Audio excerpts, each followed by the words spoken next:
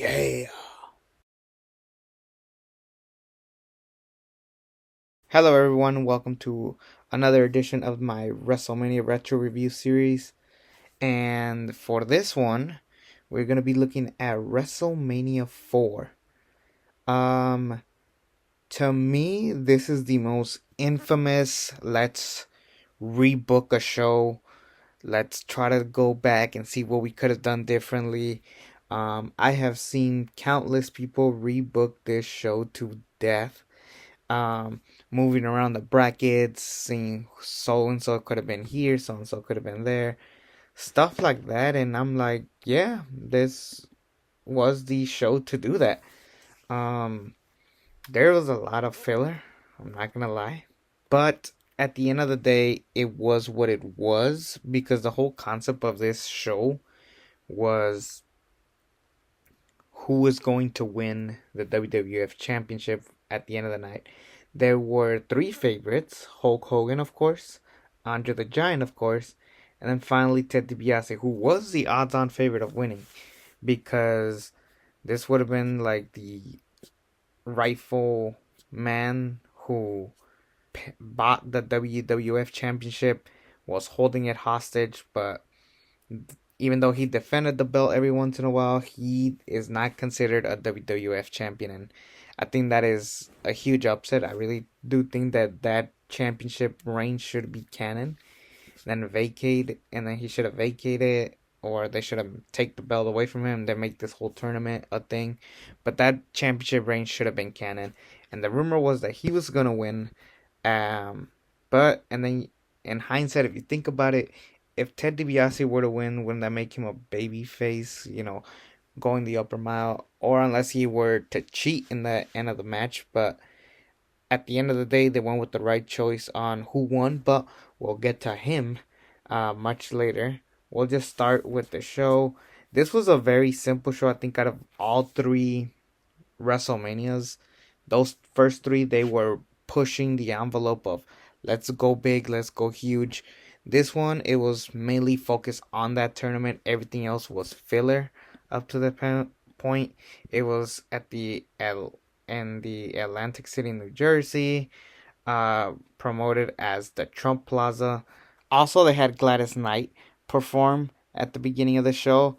Another fantastic choice. They really did a fantastic job at picking people in the 80s and 90s for um, opening the show with either the national anthem or America the Beautiful. Anyways, let's just stop rambling and let's just stick and go on to the show.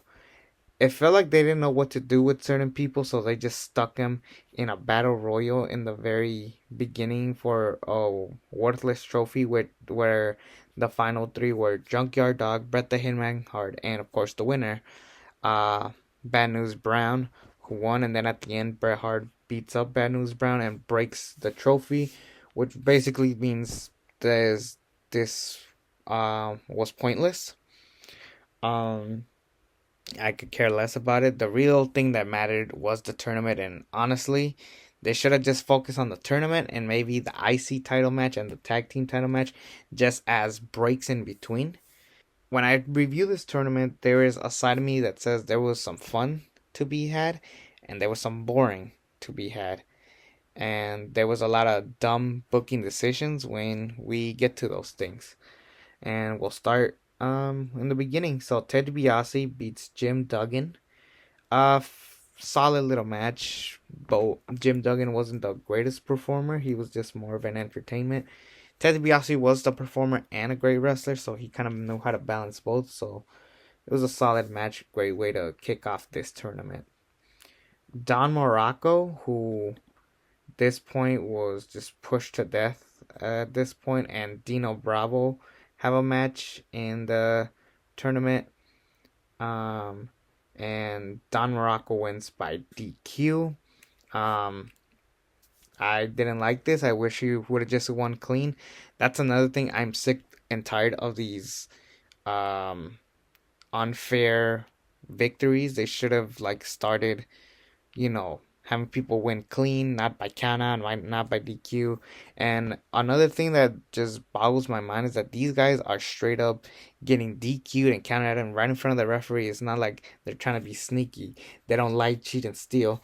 They eventually learn that in a couple years. What people consider the match of the night.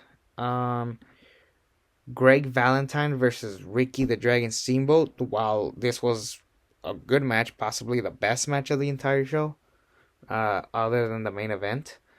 Um, I really thought that this should have gone to Ricky Steamboat because then we would have gotten Macho Man and Ricky Steamboat. Spoilers for the Macho Man match that we'll get to later. But yeah, I think they dropped the ball. This would have been the perfect time to be like, oh shoot, we're getting Savage Steamboat too. That's amazing. But they gave it to Greg the Hammer Valentine. I don't know why. Greg the Hammer Valentine, who was a good wrestler, wasn't as good as Ricky the Dragon Steamboat. I will never understand why they did that. Randy Savage defeated Butch Reed in under 5 minutes. This was just, again, to fill the card. They needed some top heels to fill up the card just to make it even. Okay for Savage, not every match needed to be long, lengthy. And it was good for what it was. A one-man gang defeated Bam Bam Bigelow by countout. I hated this one. This was possibly my least favorite match of the night. Um, yeah, I did not like this at all. It was 2 minutes, completely pointless. Moving on. Jake Snake Roberts versus Rick Rude. This was a solid match, but it ended in a time limit draw. And I actually miss these time limit draws. I like that they're doing it in AEW and in other companies. New Japan Pro Wrestling, they do it. I'm kind of glad that WWF moved away from this because this almost started feeling like a cop out after a while. But they managed to do a good job with what they did here, and plus it's a tournament. You kind of need to limit the time limit of these matches, and this was a solid way of showcasing two legends. Ultimate Warrior versus Hercules. This match I did not care for. I even forgot that I watched this. Moving on. Warrior wins. Yay. Hercules, get out of my TV set, please. But after this, we will move on to the quarterfinals. Now, a lot of people think that this is controversial that Hulk Hogan and Andre the Giant were in the quarterfinals automatically. I thought it was fine. I didn't mind Hogan and Andre being in the quarterfinals given that they were the last two WWF champions up to this point. So them getting an advantage would make sense. What didn't make sense is that the way this ended. If anything, this should have been the time limit draw, if I'm being honest. Then again, did we really want to see Hogan and Andre for 20 minutes? Double DQ was pretty stupid. Hogan just purposefully knocks out Andre with a chair in front of the referee. Same with Andre. If anything, they should have just brawled all the way to the outside, showing that they hate each other, and then this should have been the count out victory. And I think people would have appreciated this more. I would have appreciated this more. Ted DiBiase defeated Don Morocco. Again, solid match. I didn't care for. Randy Savage versus Greg the Hammer Valentine. Another quarterfinal match. Randy Savage wins. Again, like I said, this should have been Savage Steamboat, but I guess they had a time limit of things they wanted to do. Certain matches, in hindsight, should have been 2 minutes, 3 minutes. And then this should have been given a little bit more time. Regardless of whether Savage fought Steamboat or Valentine, this should have been longer. Like, the only other lengthy match is the tag team match, which we'll get to. I enjoyed this. Pretty good match. Again, I would have preferred a different match. Buddha's Beefcake defeated Honky Tonk Man by DQ this is the IC title match. This was a disappointment. I would have preferred if Honky Tonk Man won clean.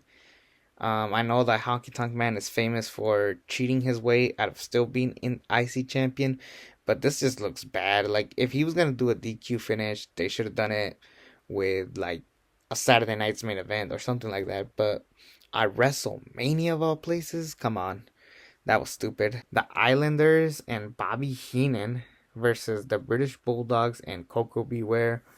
Again, this could have had the potential. The Islanders are a solid tag team. Um, and then of course the British Bulldogs are legends.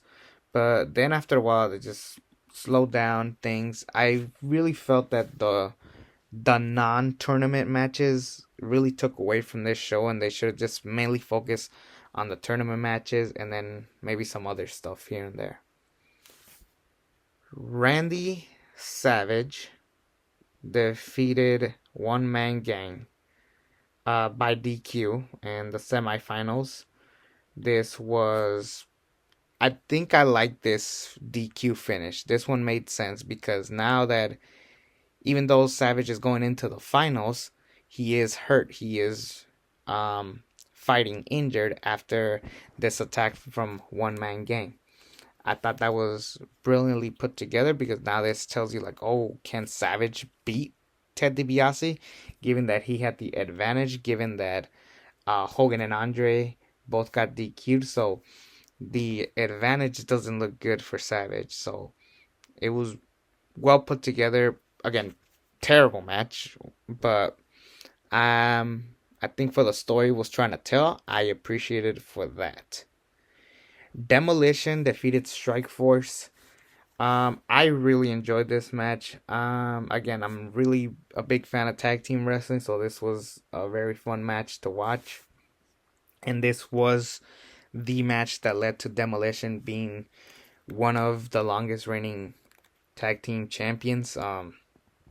Which the record gets broken twice, once by the New Day and then the other one by the Usos. So they're officially the third longest running WWF Tag Team Champions or WWE Tag Team Champions, depending on how you look at it.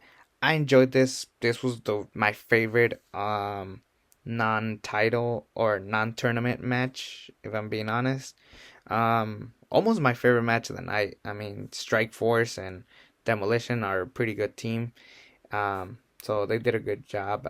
And also this was outside of Roberts and Rude, which ended in a time limit draw.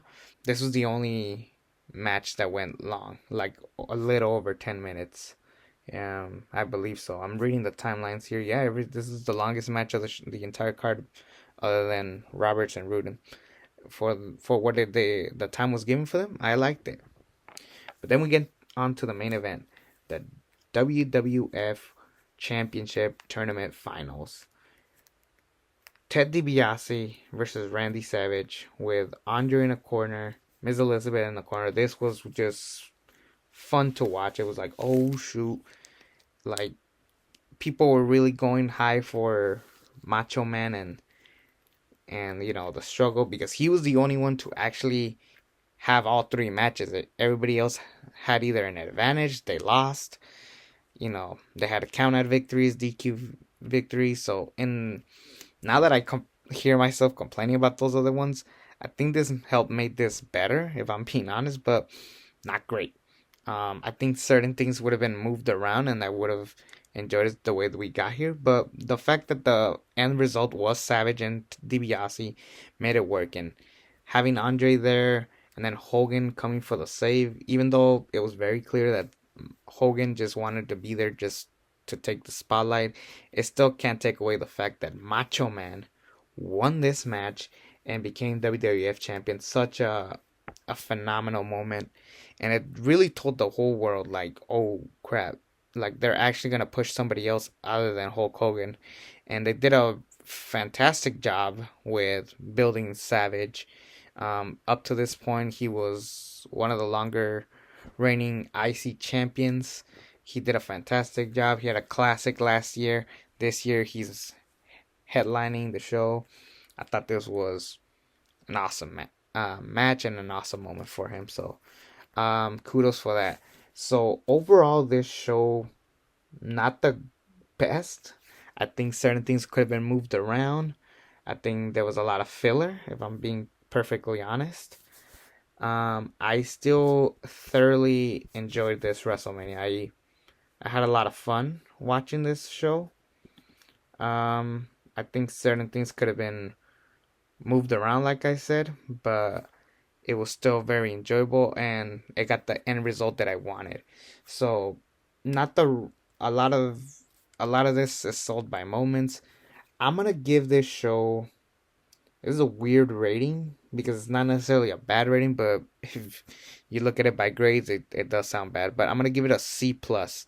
A lot of it takes part in the fact that this show kind of helped set the bar, or set the road for the future of the wrestlers moving forward. Like example, you had Jake Roberts, Rick Rude, um, freaking um, Demolition holding the record.